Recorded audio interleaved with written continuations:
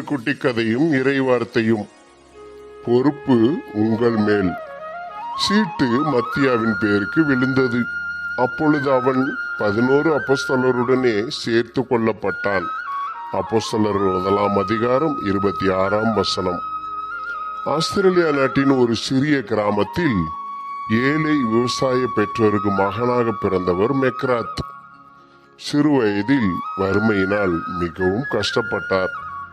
Cricket விளையாட்டில் ஆர்வம் கொண்ட இவர் எப்படியாவது தனது நாட்டின் கிரிக்கெட் அணியில் சேர முயற்சித்தார்.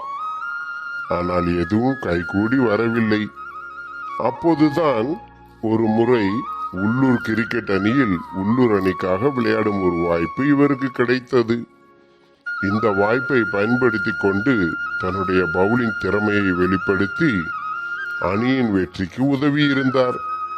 பின்பு ஆஸ்திரேலிய நாட்டின் கிரிக்கெட் வீரர்கள் அணியின் பட்டியலில் இடம் பிடித்து தனது பவுலிங் திறமையை வெளிப்படுத்தி பல முக்கிய போட்டிகளில் தனது அணியை வெற்றி பாதைக்கு கொண்டு சென்றார். தொடர்ந்து 3 முறை ஆஸ்திரேலிய அணி உலக கோப்பை வென்ற போட்டிகளில் இவருடைய பங்களிப்பு குறிப்பிடத்தக்கது. பரிசுத்த வேதாகமத்தில் அப்போஸ்தலர் 1 சீசர்கள் ஒரு முடிவை எடுக்க முயற்சிக்கிறார்கள். அது என்னவெனில், யூதாஸ் என்பவன் தன் நோக்கத்தையும் இடத்தையும் இழந்து போனான். ஆகவே அவனுடைய இடத்தில் வேறொருவரை நியமிக்க வேண்டும். இதற்காக அவர்கள் ஜெபம் பண்ணி சீட்டு போட்டு பார்க்கிறார்கள். சீட்டு மத்தியா என்ற ஒரு மனிதனின் பேரில் விழுந்தது.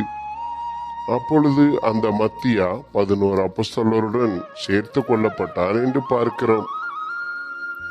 பின்னாட்களில் அப்போஸ்தலர் செய்த எல்லா காரியங்களிலும் மத்தியாவின் பங்கும் இருந்தது. அப்போஸ்தலரின் சரித்திரத்தில் இவரும் இடம் பிடித்து விட்டார்.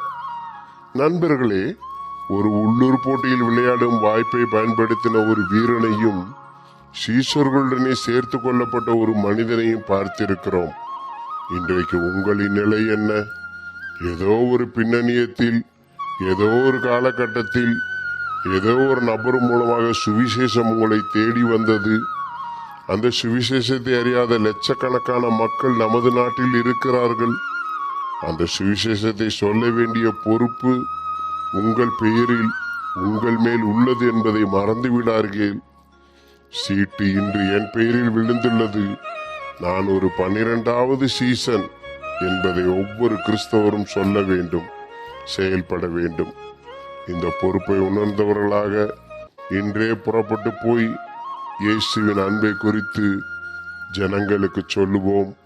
நம்முடைய பொறுப்பை நாம் நிறைவேற்றி தேவ நாமத்தை மகிமைப்படுத்துவோம். தொடர்ந்து இது போன்ற கதைகளையும் இறை வார்த்தைகளையும் கேட்பதற்கு நம் ஜீசஸ் லீட் சேனலை சப்ஸ்கிரைப் செய்ய மறக்காதீர்கள். கர்த்தர் உங்களை ஆசீர்வதிப்பாராக. ஆமென்.